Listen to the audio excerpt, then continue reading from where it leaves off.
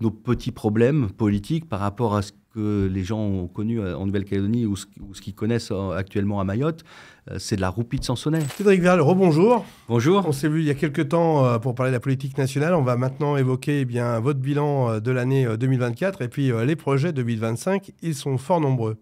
Oui, alors sur 2024, bilan législatif, j'ai fait, entre guillemets, voter 2 lois que j'avais déposées, ce qui, je pense, dans l'histoire parlementaire d'un élu d'opposition est assez rare. Donc, je suis assez fier de ça, oui. Mais surtout, aujourd'hui, maintenant, je m'occupe aussi du suivi et de la mise en œuvre, toujours dans notre pays, ce qui est un peu Rock'n'roll. Oui, qui est un peu délicat. Vous voyez. C'est pour ça que je disais tout à l'heure, tout ne dépend pas de la loi. J'ai fait voter une loi sur la prise en compte des enfants en situation de handicap. Il y a trop de lois qui sortent, on finit par s'y perdre un peu, non? Mais il faut les appliquer. Mais c'est ça le problème de la France. On pourrait faire moins de lois. Et si vous parlez de la situation du pays aujourd'hui, qu'est-ce qu'on peut faire? Arrêtons de tout miser sur l'Assemblée nationale et sur des lois, où sur chaque sujet, on veut faire une loi. Si on avait des ministres déjà qui géraient leur ministère et qui essayaient d'arranger un petit peu les choses, ils auraient du boulot, je vous le promets. La loi que j'ai fait voter sur l'accompagnement des enfants en situation de handicap, sur le temps de midi, c'est pour les prendre en charge sur le temps de midi. Aujourd'hui, elle est appliquée partiellement, disons, pour être poli. Ce qui n'est pas normal. Pourtant, il y a une loi qui dit que l'État doit faire ça. L'État ne le fait pas. Et je dois me battre aujourd'hui avec les services de l'État, avec l'administration, pour qu'ils appliquent la loi. Vous vous rendez compte où on en est rendu? Donc, une perte de temps folle. Une perte de temps et puis de confiance, parce que les gens, on leur dit, bah oui, maintenant vous avez la loi derrière vous, et dans la situation qu'ils vivent sur le terrain, ça ne se passe pas comme ça. Donc il faut qu'on revienne là-dessus. Vous êtes aussi attardé sur les secrétaires de mairie, sur l'implantation des formations en milieu rural, là aussi, il y a un suivi. Oui, les secrétaires de mairie, c'est un rapport que j'avais fait l'année dernière, en 2023. On a fait voter une loi au tout début d'année 2024 avec des points positifs et négatifs. Mais parmi cette loi, notamment, il y avait des conclusions de mon rapport pour la promotion des secrétaires de mairie et l'attractivité du métier. Une conséquence, vous voyez, pratique, c'est une loi qui est nationale.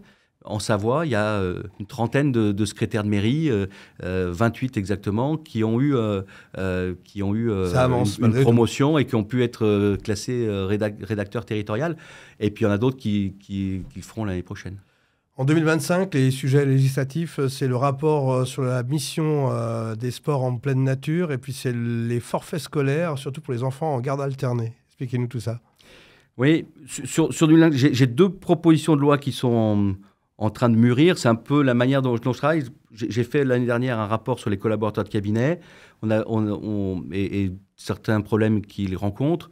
Là, je suis en train de préparer une proposition de loi avec un collègue socialiste pour travailler de manière transpartisane qu'on va probablement déposer dans les prochains mois pour essayer de régler certains problèmes qu'on a identifiés et qui sont de nature législative. Tous ne le sont pas. J'ai une proposition de loi aussi qui répond aussi à des préoccupations, notamment de la nouvelle organisation des familles. Vous savez, le financement de la scolarité des enfants est lié à la commune de résidence. Mais maintenant qu'il y a de plus en plus de garde alternée quand les familles sont divorcées, etc. En même secteur d'ailleurs. Voilà. Et puis il y a d'autres difficultés, mais il y a un certain nombre de problèmes qu'on a listés qui aujourd'hui sont des vides juridiques. Donc là, je vais déposer une proposition de loi pour essayer de régler ces difficultés que rencontrent essentiellement les communes. Et puis, il est programmé, là, au titre de mes fonctions au sein de ce qu'on appelle la délégation collectivité territoriale, que je fasse un rapport sur l'impact des sports de pleine nature. Là aussi, on a des nouveaux sports de pleine nature avec les VTT électriques, les trottinettes électriques, même avec le ski de fond, le ski de jogging, etc. Toutes les activités de pleine nature, mais on va même aller parler d'activités qui se passent sur le littoral. Essayer de voir comment on peut concilier le développement de ces nouvelles activités avec les règles d'urbanisme ou les règles juridiques. Et donc là, je vais faire un rapport, j'espère, avant l'été. Quelles sont les autres préoccupations savoyardes pour vous ? On n'est pas déconnecté du pays. Ça veut dire que là, on va rentrer dans une phase probablement de crise économique, comme partout où on voit que les choses commencent à se dégrader. Et donc, il faut qu'on soutienne notre tissu économique. Deuxièmement, on a l'économie du tourisme, nous, qui est importante.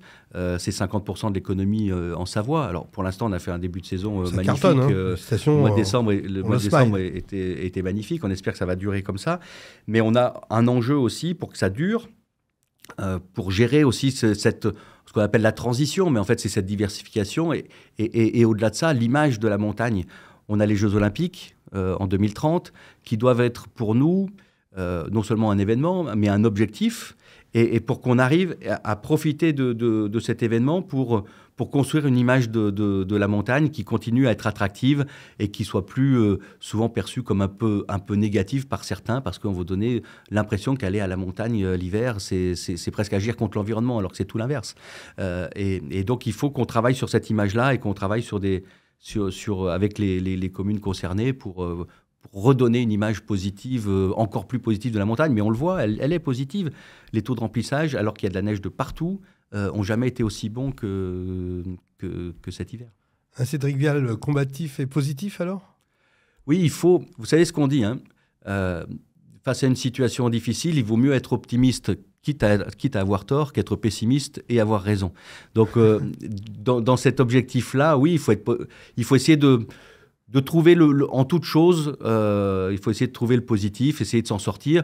On a quand même, on va se le dire, on a la chance d'habiter dans un département qui est magnifique, qui a des ressources énormes sur le plan économique, sur le plan social, sur tous les plans. On a la chance d'habiter dans un tel département. Il faut qu'on se batte pour garder ces atouts-là, pour défendre les acteurs qui se battent au quotidien pour y arriver, en veillant à ceux qui restent au bord du chemin. Dans ces périodes-là, c'est là, je pense qu'il faut être le plus encore attentif à ceux qui ont plus besoin que d'autres, qui sont en difficulté.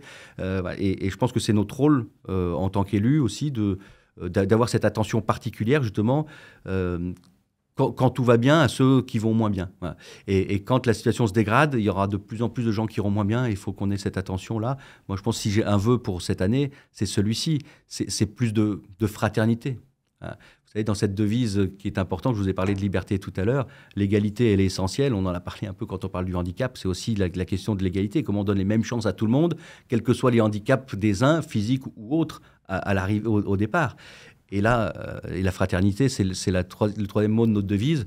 Et je pense que dans les périodes qui nous attendent, c'est ce qui fait peuple, en fait.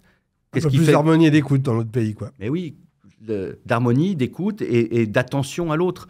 Ce qui fait qu'on est un peuple, c'est qu'on est fraternel entre nous. Ce qui fait qu'on est très attentif à ce qui se passe à Mayotte, en Nouvelle-Calédonie, alors que c'est à des milliers de kilomètres de chez nous, c'est parce qu'on est un même peuple et qu'on a un sentiment de fraternité avec ces gens-là. Qui sont nos compatriotes et qu'il faut qu'on aide. On peut avoir aussi une pensée pour eux cette année, parce que nos petits problèmes politiques par rapport à ce que les gens ont connu en Nouvelle-Calédonie ou ce qu'ils connaissent actuellement à Mayotte, c'est de la roupie de Sansonnet. Voilà. Donc il faut vraiment qu'on pense à eux. Merci Cédric Vial, bonne année. Merci Laurent.